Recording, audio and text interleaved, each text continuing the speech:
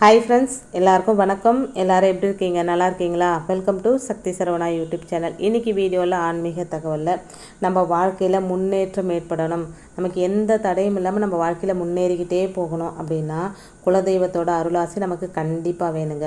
குலதெய்வத்தோட அருளாசி இருந்தால் மட்டுமே வாழ்க்கையில் நாம் முன்னேற முடியும். அப்படிப்பட்ட குலதெய்வத்துக்கு எந்த முறையில் நாம் தீபம் ஏற்றி வழிபட்டால் குலதெய்வத்தோட அருளாசி மொத்தமே நமக்கு கிடைக்கும் அப்படின்றத பற்றி தான் இந்த வீடியோவில் பார்க்க போகிறோங்க. நம்மளுடைய குலத்தை காக்கும் தெய்வமாக திகழக்கூடிய குலதெய்வத்தை நாம் கண்டிப்பான முறையில் வழிபடணும் அப்படின்னு நம்முடைய முன்னோர்கள் சொல்லிட்டு போயிருக்காங்க. குலதெய்வத்தோட அருள் பரிபூர்ணமாக இருந்தால் தாங்க நாம் நம்முடைய வாழ்க்கையில் இருக்கக்கூடிய தடைகள் அனைத்தும் விலகும் அப்படின்னு சொல்லப்படுதுங்க. இருப்பினும் குலதெய்வ வழிபாட்டை மேற்கொண்டும் ஒரு சிலரால் தங்களுடைய வாழ்க்கையில் முன்னேற முடியாத சூழ்நிலை ஏற்பட்டிருக்குங்க. அப்படிப்பட்டவங்க குலதெய்வ கோவிலில் எப்படி தீபம் ஏற்றி வழிபட்டால் நல்ல முன்னேற்றம் கிடைக்கும் பார்க்கலாம் வாங்க. பிற தெய்வங்களை வழிபடுவதற்கு முன்னாடி முதலில் முழுமுதற் கடவுளான விநாயக பெருமானை வழிபடணும் அப்படின்னு வேதங்கள் சொல்லுதோ அதே போல தாங்க விநாயகரை வழிபட்ட பிறகு குலதெய்வத்தையும் கண்டிப்பாக வழிபடணும். அப்போ தான் அதுக்கு பிறகு நாம் வழிபடக்கூடிய தெய்வங்களுடைய அருளை நம்மால் பரிபூரணமாக பெற முடியும். குலதெய்வத்தோட அனுமதி இருந்தால் மட்டுமே மற்ற தெய்வங்களுடைய அருளாசி நமக்கு கிடைக்குங்க.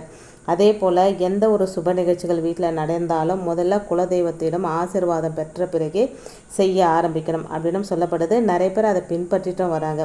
வருஷத்துக்கு ஒரு முறையாவது குலதெய்வ கோயிலுக்கு போயிட்டு வழிபாடு மேற்கொள்ளணும் அப்படின்னு சொல்லப்படுதுங்க. தொடர்ந்து குலதெய்வத்தை வணங்குபவர்களின் வாழ்க்கையில் நல்ல முன்னேற்றமே ஏற்படும். அப்படின்னாலும் ஒரு சிலருக்கு குலதெய்வத்தை வழிபட்டாலும் முன்னேற்றம் அப்படின்றது தடைப்பட்டுக்கிட்டே இருக்கும். அப்படிப்பட்டவங்க குலதெய்வ கோயிலுக்கு போகும்போது எந்த தீபத்தை ஏற்றி வழிபடணும் அப்படின்றத பார்க்கலாங்க. பொதுவாக குலதெய்வ கோயிலுக்கு நாம் மாதத்துக்கு ஒரு முறையாவது போகணும். அப்படி இல்லைனா வருஷத்துக்கு ஒரு முறையாவது கண்டிப்பாக போனோங்க. ஆண் தெய்வமாக இருந்தால் அமாவாசை திதியிலும், பெண் தெய்வமாக இருந்தால் பௌர்ணமி திதியிலும் குலதெய்வத்தை வழிபடுவது அப்படின்றது சிறப்பு மிகுந்ததாக சொல்லப்படுதுங்க. அந்த மாதிரி நாம் வழிபட போகும்போது பச்சரிசி மாவால் செய்யப்பட்ட மாவிளக்கு செஞ்சு அதில் தீபம் ஏற்றி வழிபட்டால் குலதெய்வத்தோட அருளை நம்மால் பரிபூரணமாக பெற முடியுங்க. அப்படி மாவிளக்கு தீபம் ஏற்றும் போது அந்த மாவிளக்கில் தேங்காய் எண்ணெய், விளக்கெண்ணெய், நல்லெண்ணெய் இந்த 3 எண்ணெயும் கலந்த கலவி ஊற்றி தாமரை தண்டு திரி போட்டு தீபம் ஏற்றணுங்க. இந்த தீபமானது குறைந்தது அரை மணி நேரமாவது கோவிலில் எரியணுங்க. அந்த அரை மணி நேரமும் தீபத்துக்கு முன்னாடி நீங்கள் உட்காந்து உங்களுடைய வேண்டுதல்கள் என்னவோ அதை மனதார குலதெய்வத்துக்கிட்ட சொல்லணுங்க. இப்படி செய்வதன் மூலம் குலதெய்வத்தால் ஏற்பட்ட குலதெய்வ சாபம் அப்படின்னு சொல்லக்கூடிய சாபங்கள் கூட நிவர்த்தியாகும். இதையும் மீறி வசதியாக இருக்கிறவங்க 16 வகையான அபிஷேக பொருட்களை தங்களுடைய கைகளால் தொட்டு குலதெய்வத்துக்கு அபிஷேகம் செய்வதற்காக வழங்கி அபிஷேகத்தை பார்ப்பதன் மூலமும் பல நல்ல மாற்றங்கள் தங்களுடைய வாழ்க்கையில் காண முடியுங்க.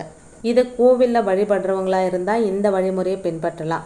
நம்ம வீட்டில் வழிபடணும், இப்போ கோயிலுக்கு போக முடியாத சூழ்நிலை, ரொம்ப தூரத்தில் இருக்குது, நம்ம அடிக்கடிக்கு போக முடியாது அப்படின்றவங்க வீட்லேயே கூட இந்த தீபத்தை ஏற்றலாங்க. ஒரு வெள்ளிக்கிழமையோ இல்லை பௌர்ணமி திதியோ அமாவாசை திதியோ உங்கள் குலதெய்வம் எதுவோ, பெண் தெய்வங்களாக இருந்தால் பௌர்ணமியிலும், ஆண் தெய்வங்களாக இருந்தால் அமாவாசை திதியிலும் இந்த மாவிளக்கு தீபம் ஏற்றுங்க. 3 எண்ணெயும் சேர்த்து தாமரை தண்டு திரி போட்டு ஏற்றுங்க. கோயிலில் வழிபாடு செஞ்சால் அதுக்கான பலன் உடனே கிடைக்குங்க. அதாவது சுவிட்ச் போட்ட மாதிரி கிடைக்கும்னு சொல்லுவாங்க இல்லைங்களா, அந்த மாதிரி கிடைக்கும்.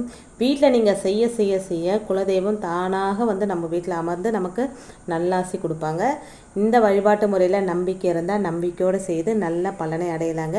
இந்த வீடியோ உங்களுக்கு பிடிச்சிருந்ததுன்னா லைக் பண்ணி சப்ஸ்கிரைப் பண்ணி சப்போர்ட் பண்ணுங்கள். இந்த வீடியோ உங்கள் ஃப்ரெண்ட்ஸ் அண்ட் ஃபேமிலிக்கும் ஷேர் பண்ணி விடுங்க. இன்னொரு எளிமையான ஆன்மீக தகவலோடு சந்திக்கிறேன். அது வரைக்கும் நன்றி, வணக்கமும். Take care and bye friends.